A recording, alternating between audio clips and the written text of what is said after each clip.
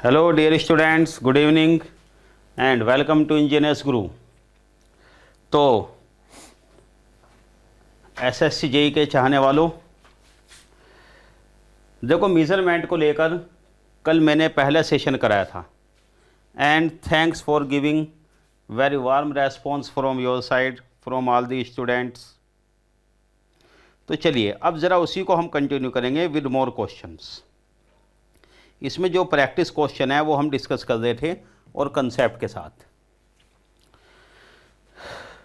तो dear students, needless to से भाई ज़रा लाइक शेयर सब्सक्राइब कर देना। बस ज़रा याद दिलाना रहता है। वैसे तो यह है कि भाई मर्ज़ी होती है स्टूडेंट की, अगर सेशन अच्छा लगता है तो लाइक करते भी हैं। तो चलिए मैं ज़रा क्वेश्चन से शुरुआत करता हूँ। प्लीज़ में देखो भाई, ये क्वेश्चन हैं। देखो इसमें कई क्वेश्चन आपको करा चुके थे, अब ज़रा ये वाला क्वेश्चन देखो, very interesting. In the chopper circuit shown, ये मेजरमेंट का ही क्वेश्चन है, घबराइए मत। पावर इलेक्ट्रॉनिक्स का नहीं, पावर इलेक्ट्रॉनिक्स सिलेबस में नहीं है आपके, मतलब एसएससी जे के सिलेबस में नहीं है। इलेक्ट्रिकल में गेटीएस में तो भाई होता है।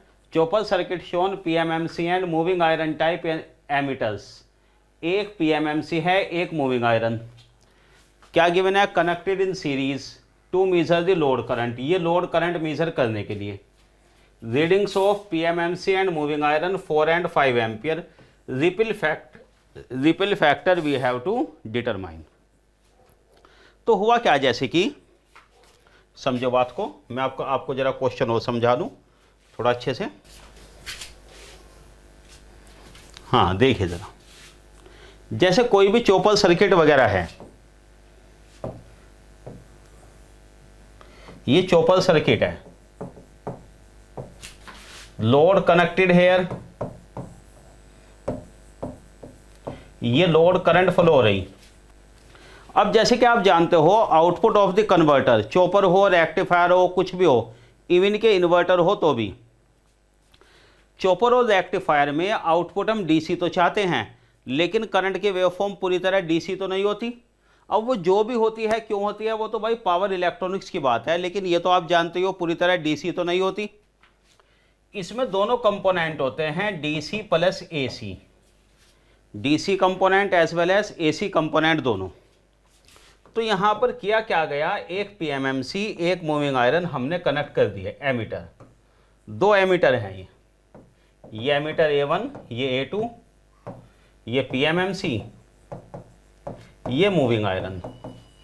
अब आप एक बात बताओ, मूविंग आयरन इंस्ट्रूमेंट क्या रीड करता है? अगर उसके थ्रू कोई भी कॉम्प्लेक्स वेव फ्लो की जाए, कॉम्प्लेक्स करंट वेव, वो क्या रीड करता है? Total RMS value. तो मैं लिख देता हूं इस चीज को। देखो, reading of moving iron instrument, moving iron ammeter, IRMS कितनी गिवन है क्वेश्चन में? 5। यह है total RMS value, DC AC सबकी आरएमएस वैल्यू मिलाकर टोटल आरएमएस वैल्यू ये रीड करता है मूविंग आयरन। और पीएमएमसी क्या रीड करता है?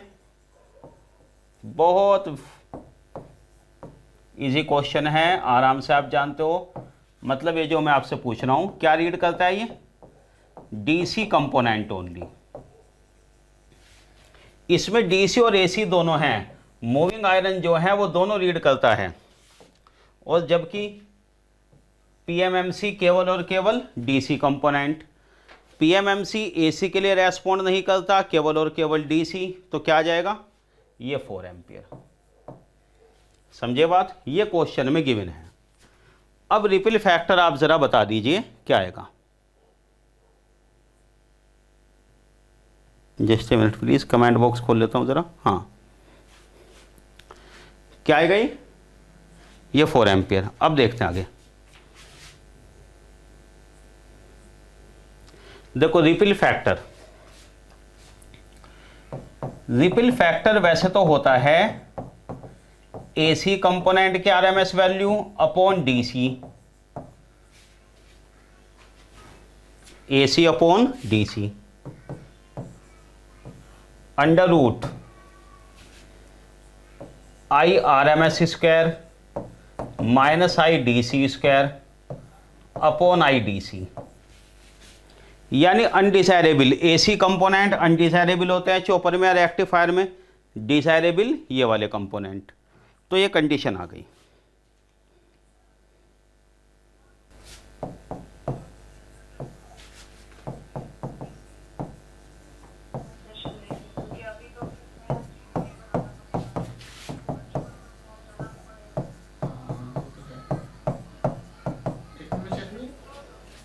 Five by four square minus 1,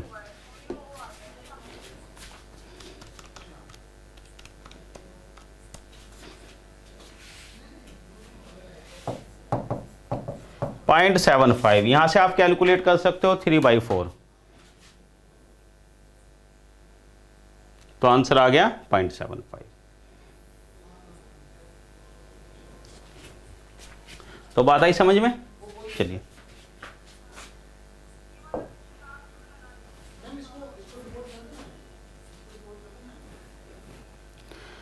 समझिए यहां से, gravity control can be used in, controlling torque तो जरूरत पड़ती है, पावर फैक्टर मीटर में जरूरत नहीं पड़ती, ammeter voltmeter watt meter सब में जरूरत पड़ती है कंट्रोलिंग टॉर्क की, आप जानते हो इस बात को। तो यहां ग्रेविटी कंट्रोल की बात हो रही है, ज्यादातर आप स्प्रिंग कंट्रोल ही पढ़ते हो। ग्रेविटी कंट्रोल कहां यूज होता है? मूविंग आयरन में। मैं आपको बताता हूं ग्रेविटी कंट्रोल कैसे यूज करते हैं, ठीक है? समझिए।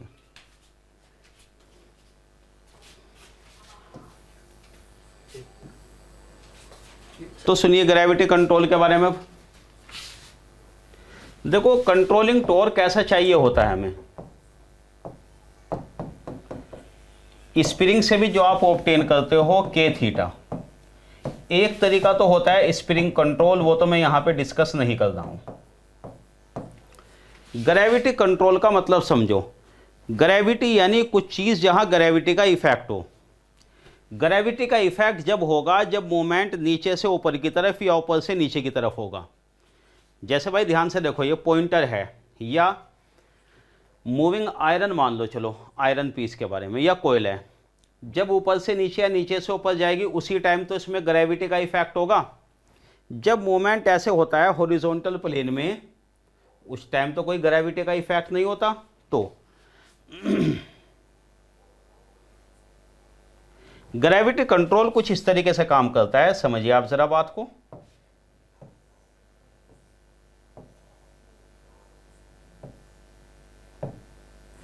ये आयरन पीस है, जैसे यहां बांध दिया, पाइवट कर दिया हमने। पाइवट का मतलब यहां कील से इसको बांध दिया आयरन पीस को।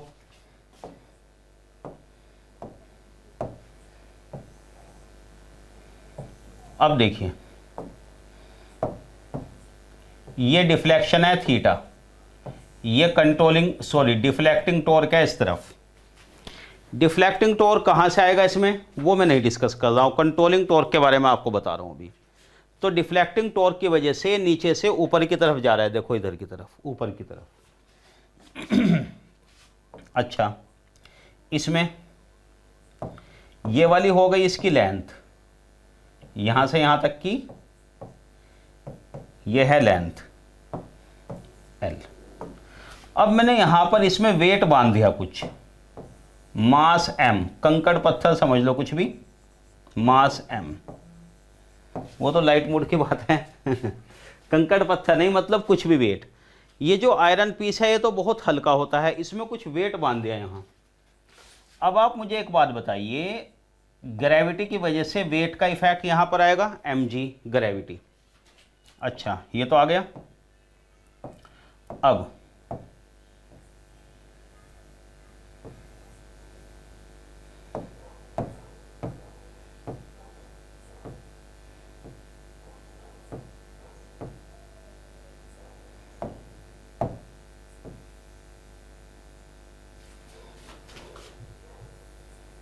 ये एंगल थीटा, ये वाला एंगल भी थीटा आएगा। इसके कंपोनेंट देखिए अब आप जरा, कंपोनेंट इस तरफ, कंपोनेंट इस तरफ, क्या कंपोनेंट आ जाएंगे इसके?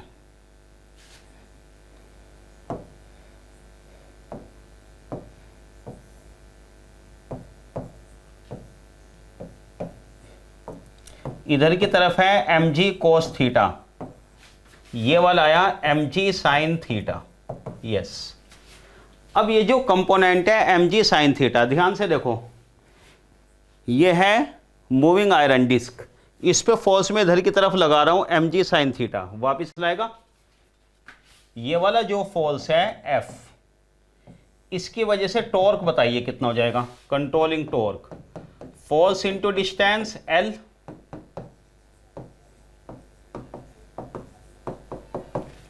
अगर थीटा स्मॉल है तो sine theta approximated as theta, controlling torque approximately mgl theta, बन गया ना कंट्रोलिंग टॉर्क k थीटा। तो चलो खैर कंट्रोलिंग टॉर्क तो आ जाएगा। अब कुल मिलाकर एक बात बताओ आप, इसकी वजह से कंट्रोलिंग टॉर्क कब मिलेगा, जब ये वर्टिकल मूवमेंट होगा, वर्टिकल, यानी कि जब आप अपने मीटर को देखो, जैसे ये मीटर है, जब मीटर को वर्टिकल रखोगे, एमीटर वोल्टमीटर वर्टिकल, जब ही तो देखो इसमें पॉइंटर का मूवमेंट ऐसे होता है, स्टेबलाइजर वगैरह आपने देखे होंगे घर में, पॉइंटर ऐसे चलता है ना उसमें, ये वर्टिकल। अगर इसको लैब में रखो हॉरिजॉन्टल, फिर ग्रेविटी काम नहीं करेगा। तो ग्रेविटी कंट्रोल केवल जब काम करता है जब ये वर्टिकल रखे गए हों, और वर्टिकल कब रखे जाते हैं,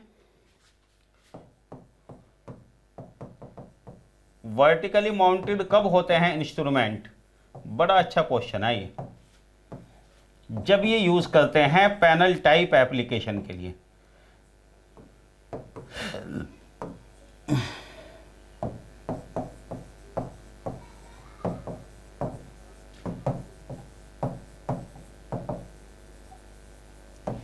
जब ये पैनल टाइप एप्लीकेशन में यूज करते हैं, पैनल मतलब जैसे स्टेबलाइजर में इंडिकेट करने के लिए बोर्ड में, लैब में देखा होगा आपने, सामने पैनल में लगा होता है जो पैनल बोर्ड होता है, पैनल बोर्ड भाई दीवार पे लगा होता है हमेशा वर्टिकल। स्टेबलाइजर में देखा होगा घर में ऐसे लगा होता है, इवन फ्रिज वगैरह में भी अगर कहीं स्टेबलाइजर हो या कुछ हो तो ऐसे लगा होता है वर्टिकल मूवमेंट। तो पैनल टाइप एप्लीकेशन यानी कि नो हायर एक्यूरेसी नीडेड, यहां हायर एक्यूरेसी नहीं चाहिए,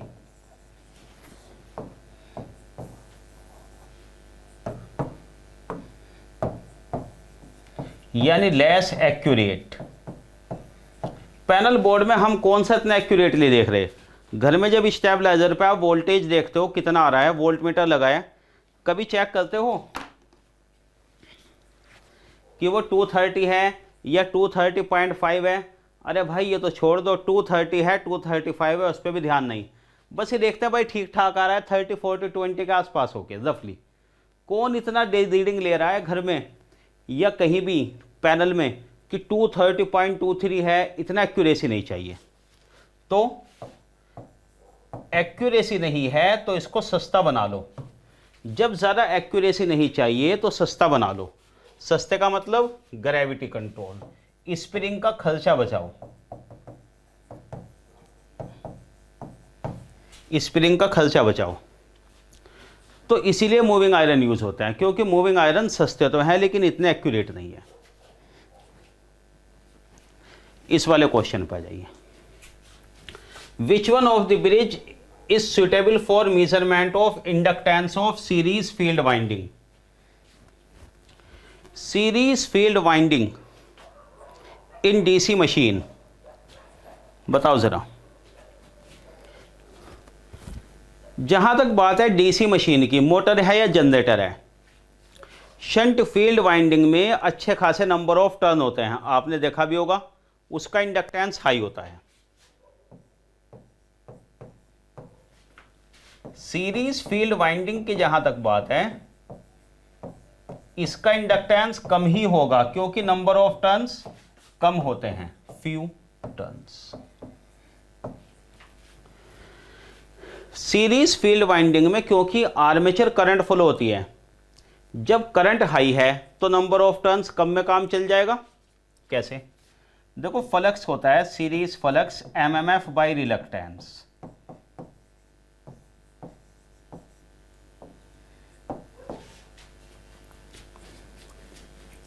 एक पर्टिकुलर फ्लक्स प्रोड्यूस करने के लिए जो रिक्वायरमेंट है, सीरीज में है तो आर्मेचर करंट अच्छी खासी, भाई फिशेंट फील्ड करंट तो हम कम रखते हैं, न्यूमेरिकल डेटा आपके थोड़ा बहुत ध्यान होगा।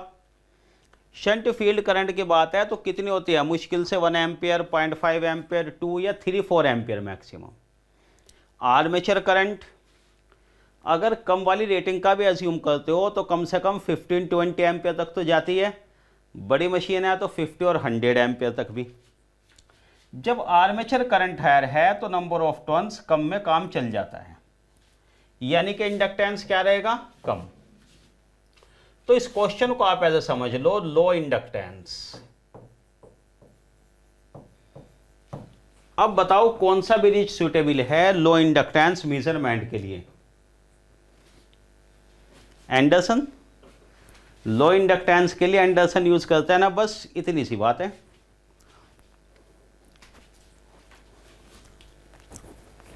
DC voltmeter has a sensitivity of this 2000 ohms per volt, half of full scale in 200 volt current through the voltmeter। समझते हैं जरा, देखो वोल्टमीटर है, डीसी वोल्टमीटर, ये सेंसिटिविटी गिवन है 2000 ohms पर volt, full scale voltage 200 volt, question में ये गिवन है। सेंसिटिविटी गिवन है ये वाला। अब जरा मुझे आप ये बात बताओ, फुल स्केल डिफ्लेक्शन करंट कितनी होगी, 1/, सेंसिटिविटी 2000 वोल्ट पर ओम यानी एम्पियर, 1/2000 एम्पियर यानी कि 0.5 milli ampere. Full scale deflection current आ गई 0.5 मिली एम्पियर।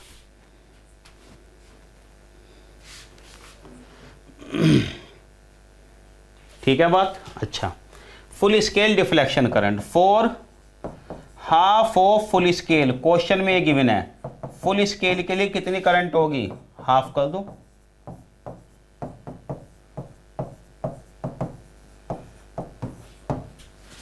क्योंकि डीसी वोल्टमीटर में पीएमएमसी में थीटा प्रोपोर्शनल आई होता है। एसी वोल्टमीटर की बात की जाए तो नॉन लीनियर थीटा प्रोपोर्शनल आई स्क्वायर आता है। यहाँ आई अगर स्केल आधा हुआ यानी कि 100 वोल्ट मेजर करते टाइम तो करंट भी उसकी आधी चाहिए होगी, 0.25 मिली एम्पियर। आ गया आंसर।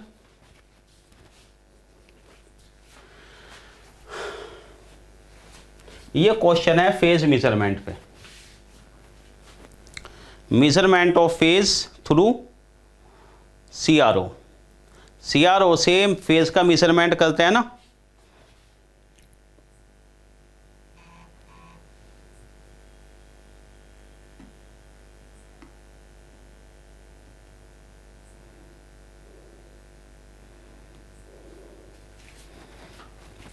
देखिए सेम फ्रीक्वेंसी के हैं एक्स और वाई प्लेट पे।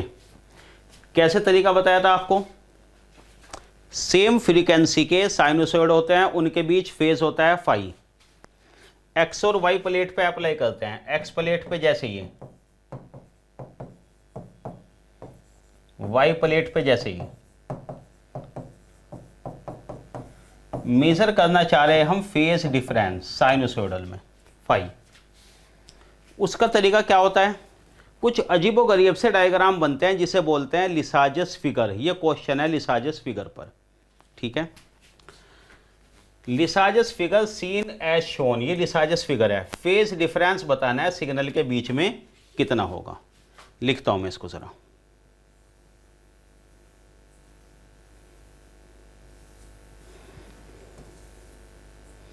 देखो ये बंदा है इलिप्स,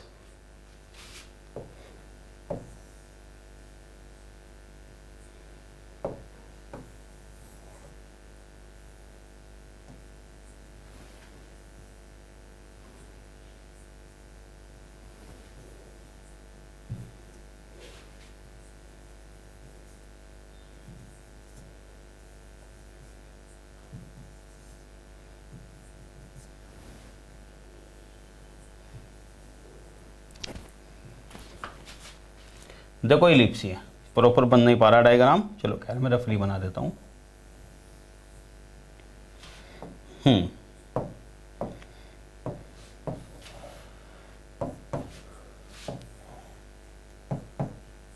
देखो ये रहा डायग्राम ये गिवन है।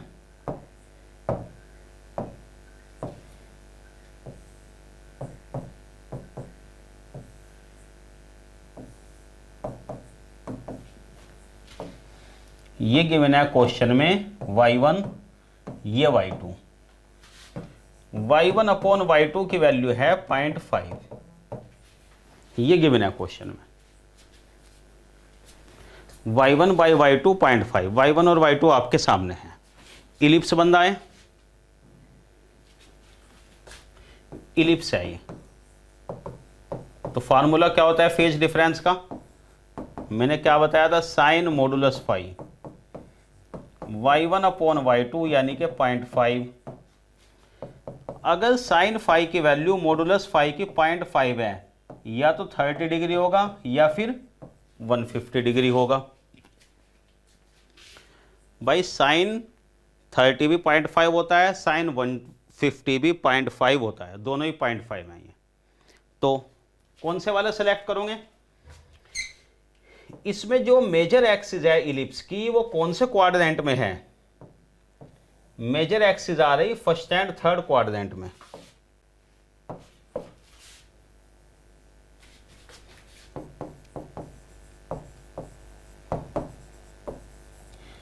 Ellipse major axis in first and third quadrant.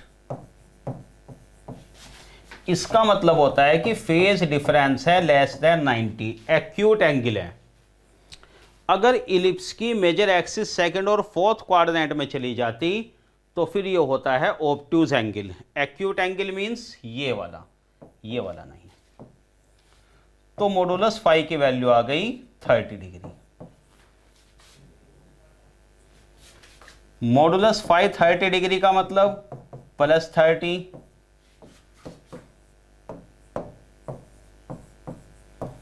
या -30, या तो +30 या -30, दोनों में से कोई एक होगा।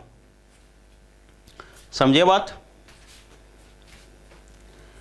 ठीक है। वो कैसे पता चलता है? ओरिएंटेशन ऑफ डॉट क्लॉकवाइज चल रही होती है इधर की तरफ तो पॉजिटिव, एंटी क्लॉकवाइज में नेगेटिव। अपोजिट केस होता है यहाँ थोड़ा। जनरली एंटी क्लॉकवाइज को हम पॉजिटिव जानते हैं, वो वाला एंटी क्लॉकवाइज नहीं जो आप सोच रहे हैं एंगल में, जो ब्राइट स्पॉट चलता है। देखो अगर ब्राइट स्पॉट ऐसे चल रहा है, ये ध्यान से देखो क्लॉकवाइज, तो फेस पॉजिटिव होगी। अगर इलिप्स बनाते time bright spot anti clockwise तो नेगेटिव। यहां क्वेश्चन में ओरिएंटेशन नहीं दिया गया डॉट का, तो दोनों बातें सही होंगी, या तो 30 डिग्री या फिर -30 का क्या मतलब होता है? फोर्थ क्वाड्रेंट में है, इसका मतलब -30 + 360 यानी कि 330। 30 डिग्री या 330 डिग्री, दोनों ही आंसर गिवन है और करेक्ट यही होगा। केवल 30 वाला भी अब करेक्ट नहीं होगा, दोनों चीजें। Next, simultaneous application of the signal xt yt to the horizontal and vertical planes respectively. ये गिवन है oscilloscope, vertical figure of 8 display. यहां लिसाजस फिगर ये आ रही 8 की तरह, ये गिवन है, मतलब लिसाजस फिगर 8 बन रही। अगर x की वैल्यू ये रही तो yt इनमें से क्या हो सकता है? चलो जरा आ जाओ मैदान में।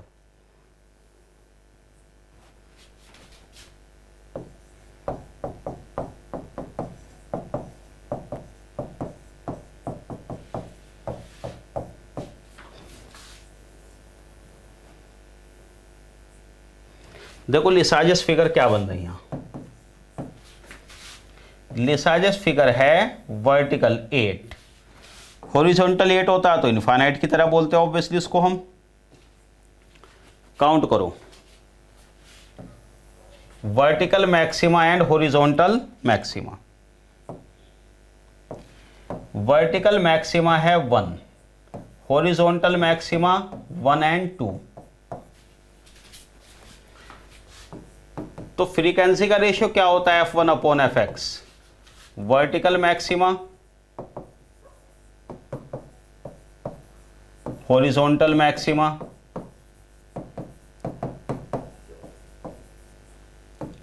Vertical maxima 1, horizontal maxima 2। तो what is Fy, Fx by 2। X signal की फ्रीक्वेंसी कितनी है 6। तो हमें इंफॉर्मेशन मिल गई ओमेगा वाई होगी 3 रेडियन पर सेकेंड। ये वाला फार्मूला ध्यान है ना।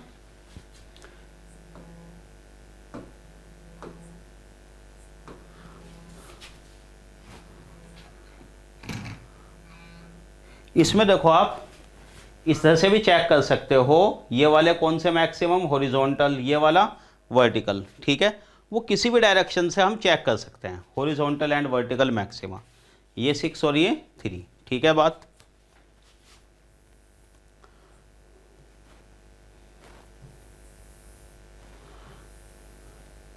देखो जरा कौन से भी फ्रीक्वेंसी है 3 फ्रीक्वेंसी केवल और केवल यहां पर है, तो आंसर ये हो जाएगा। अगर आप सोच रहे हो कि अगर 2 ऑप्शन में 3 होता फिर भाई हम नहीं चेक कर सकते, हमें इस केस में फेज नहीं पता चलेगा। फेज पता चलता है केवल जब जब सेम फ्रीक्वेंसी के सिग्नल हो। फ्रीक्वेंसी मेजरमेंट वाले में फेज का नहीं पता चला सकते ऐसे। तो एक ही आंसर है बी, ये रहेगा। 2 type of connections of wattmeter pressure coil shown in figure. The value of wattmeter resistance which makes connection error same.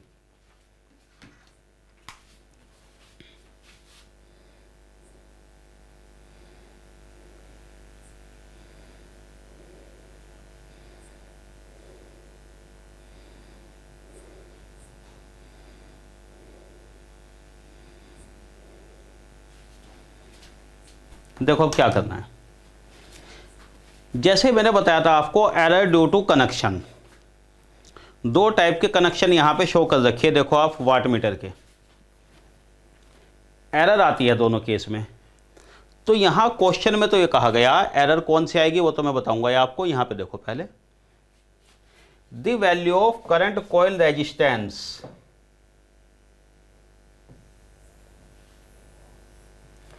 RC की वैल्यू बतानी है, which makes connection error same in the 2 cases. दोनों case में अलग अलग error होती है। उसी के बेस पे मैंने आपको बताया भी था कि एक कनेक्शन सुटेबल होता है हायर लोड करंट, जो हम पावर सिस्टम मशीन में यूज़ करते हैं। एक कनेक्शन होता है कम करंट के लिए, जहां एक छोटे ऑपरेटर्स के लिए यूज़ करते हैं पावर मेजरमेंट। तो देखो जरा इस वाले केस में, पहले वाले में, यहां करंट कॉइल जो है लोड की साइड में वो कनेक्ट है, करंट कॉइल कनेक्ट है लोड की साइड में। इस वाले में एरर क्या आती है बताएंगे, लोड करंट RC, ये इसका रेजिस्टेंस। पहले वाले डायग्राम में जो रीडिंग पढ़ता है वाटमीटर वो लोड पावर के साथ साथ loss in the current coil, क्योंकि यहां भी तो करंट फ्लो हो रही। अच्छा, दूसरे वाला देखो, ये है RP। दूसरे वाले केस में ये रीडिंग लेता है लोड पावर के साथ साथ, क्योंकि यहां PC है लोड की साइड में, देखो नजदीक कौन है लोड से, ये कनेक्ट है। इसमें एरर आएगी लॉस इन प्रेशर कॉइल। इसके अक्रॉस वोल्टेज गिवन है 200, तो मैंने V²/RP लिखा। अगर भाई मुझे इसके थ्रू करंट पता होती तो मैं ऐसे भी लिख सकता हूं, हमें कोई दुश्मनी नहीं है कि I² क्यों नहीं लिखा। वहां वोल्टेज गिवन है हमें उसके अक्रॉस, करंट नहीं, तो मैंने V²/RP। यहां पे करंट गिवन थी, इसके थ्रू देखो लोड करंट आ रही I 10 एम्पियर सेम। तो एरर क्या है, अलग अलग है ना दोनों कनेक्शन में, बिल्कुल, एरर 1 एरर 2। अब कर दीजिए जरा इस एरर को सेम,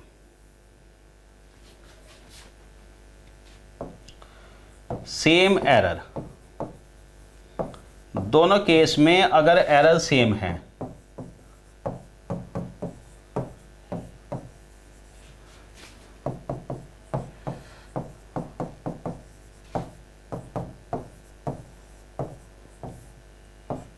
किलो ओम,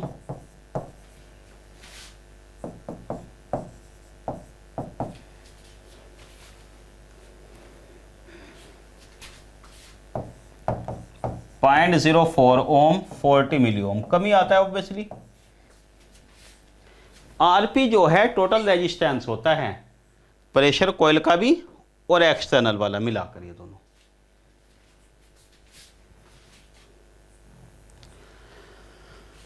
तो भाई इस फार्मूले को ऐसे मत रटना आप बिल्कुल,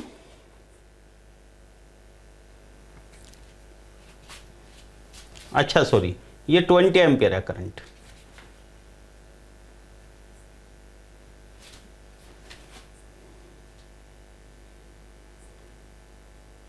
ठीक है। इसे आप 100 के अकॉर्डिंग ही कर लो, थोड़ा सा डेटा में फ़र्क आ रहा है, यहाँ 200 की बिना यहाँ 100 या 200 है, और यहाँ 5 के वहाँ 10 के, ये भी गड़बड़ हो रहा है, 10 के मान लेता हूँ मैं जरा, ये आ जाएगा इसमें, डायग्राम में थोड़ा सा यहाँ मिस्टेकन लिखा हुआ डेटा। तो खैर बात समझ में आई है। तो इसको ऐसे नहीं रटना चाहिए, I² R को V² R कर दिया हमने, इसको समझ के चलिए थोड़ा कि एरर क्यों आती है कनेक्शन की वजह से, वो तो हम डिस्कस करते हैं थ्योरी में, यहाँ दोनों को इक्वल कर दिया बस।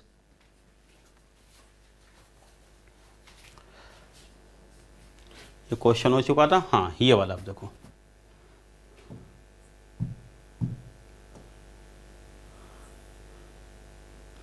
देखिए जरा, reading of watt meter, watt meter की रीडिंग बतानी है। जब वाट मीटर ऐसे कनेक्ट हो, करंट कॉइल कहीं प्रेशर कॉइल कहीं, भाई लोड पावर मेजर करने के लिए जनरली हम एक पर्टिकुलर वे में कनेक्ट करते हैं, ठीक है बात, बिल्कुल एक पर्टिकुलर वे में कनेक्ट करते ही हैं हम, जैसे मैंने अभी बताया, उसमें जो एरर आती है वो अलग। जब ऐसे कनेक्ट हो, देखो करंट कॉइल तो यहाँ कनेक्ट हो रही है ऐसे, प्रेशर कॉइल यहाँ कनेक्ट हो रही है ऐसे, कोई कहीं कनेक्ट है, तो क्या रीडिंग आती है वाट मीटर की, रीडिंग आती है voltage across pressure coil current through current coil cos alpha. Alpha है फेज एंगल दोनों के बीच का, alpha is the phase angle between voltage across pressure coil current through current coil.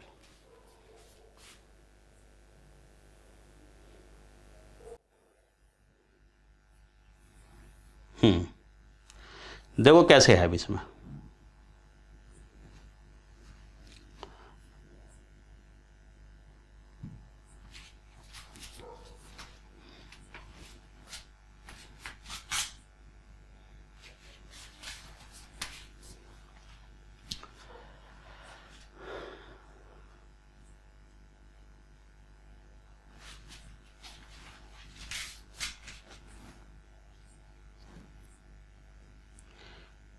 ये 500/100 है, ये रहा, ये 10 ऑब्वियसली 1। तो करंट यहां पर आ जाएगी जैसे 50 यानी 5 एम्पियर, 50,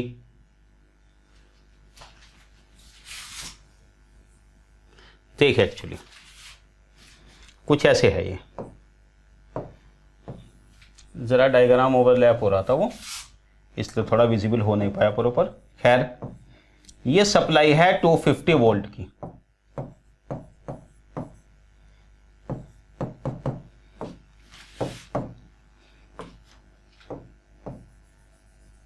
यहां लोड रेजिस्टिव है, 5 + J0 लिखा है, इसका मतलब रेजिस्टिव ही है।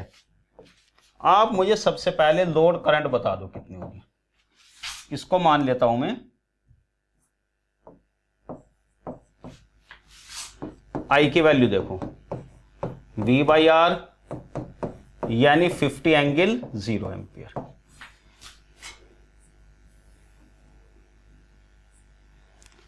एंगल 0। अब ये जो करंट है ये फ्लो तो हो रही, लेकिन सीसी के थ्रू कैसे? देखो इस तरह,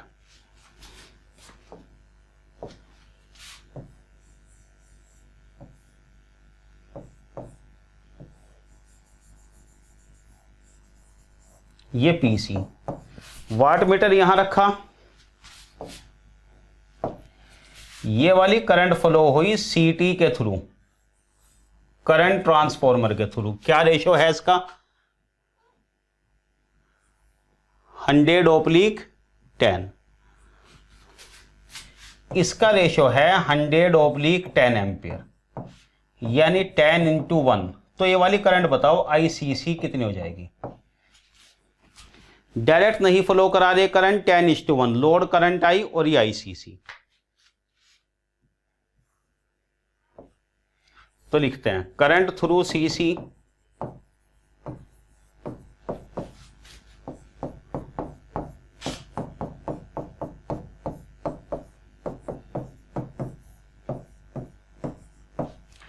फाइव एंगल 0 डिग्री। अब वोल्टेज देखो कैसे कनेक्ट है।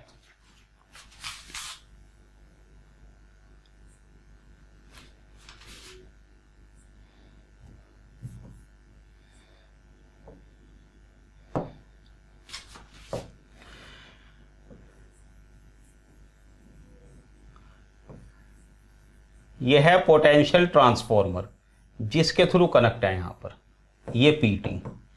इसका रेशियो गिवन है 500 वोल्ट / 100 वोल्ट, यानी 5 × 1 का। कितना वोल्टेज आएगा पीसी के अक्रॉस? वीपीसी। कितना वोल्टेज आएगा वीपीसी?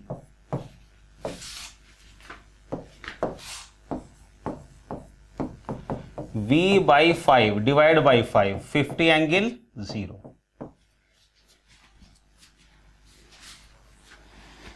सिंपली यहां 5 से डिवाइड करके लिया जा रहा वोल्टेज।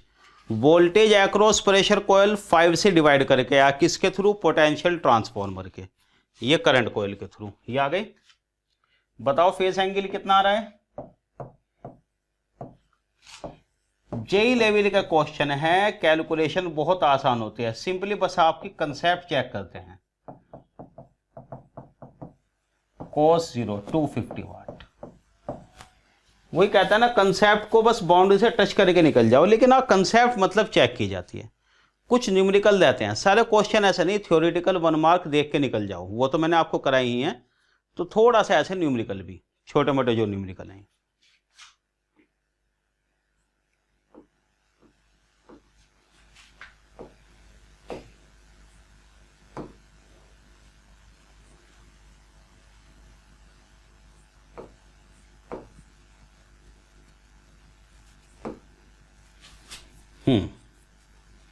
आ जाओ जरा और क्वेश्चन में, जस्ट ए मिनट।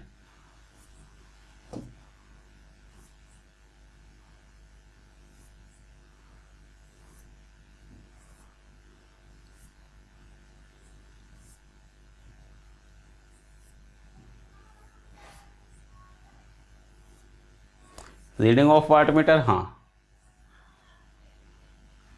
देखो ये वाला क्वेश्चन 10 रिवॉल्यूशन, इस तरह का क्वेश्चन मैंने आपको कराया था।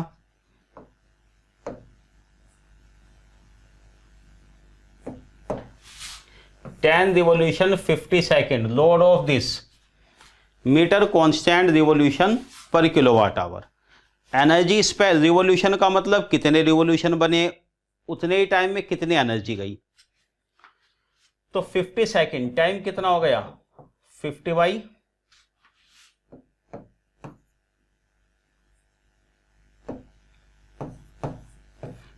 3600 आर।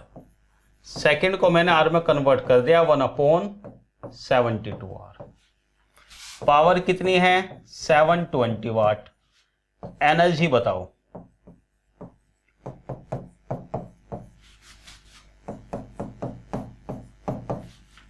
ये आ रहा है 10 वाट आर, यानी 0.01 किलोवाट आर। एनर्जी आ गई। रिवोल्यूशन बताओ 10।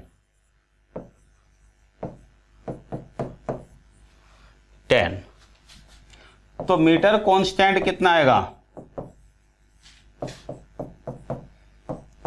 10 एनर्जी 0.01, यानी कि 1000 रिवोल्यूशन पर किलोवाट आर। ये जरा करेक्ट कर लीजिए थोड़ा, 1000, 2000, 3000 में।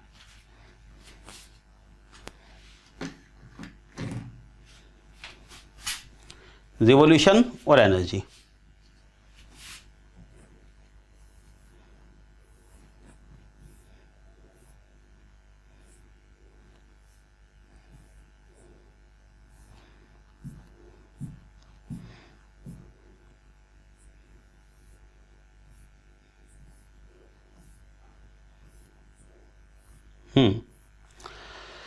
तो ठीक है, चलिए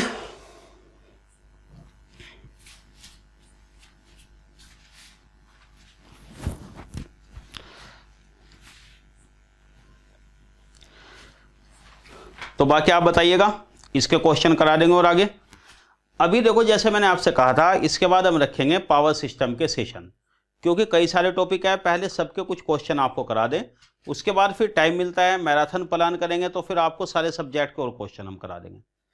देखो यहाँ पर मेन रीज़न ये था, जो लोग गेट और ईएस की तैयारी कर रहे हैं उनको तो बस ये होता है कि थोड़ा सा हम ग्लिम्स दे दें कि क्वेश्चन किस टाइप के आते हैं, क्योंकि जनरली गेट और ईएस की जो तैयारी करते हैं वो आराम से क्वेश्चन सोल्व कर लेते हैं।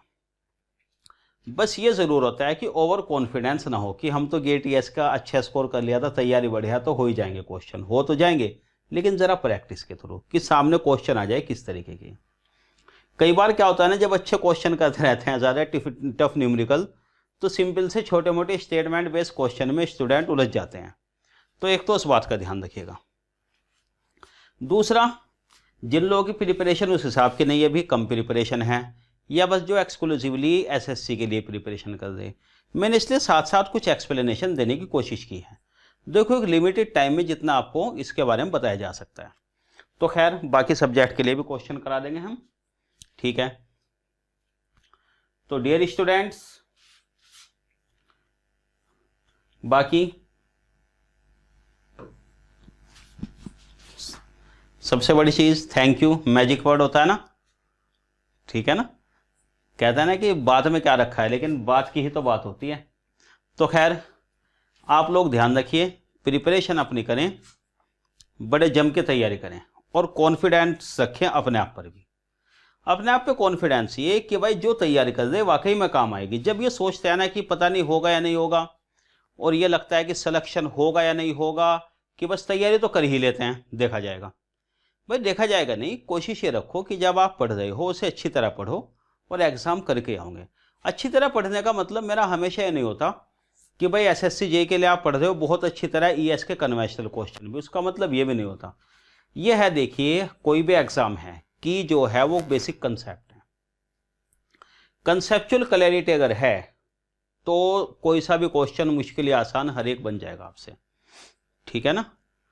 तो thanks once again to all of you.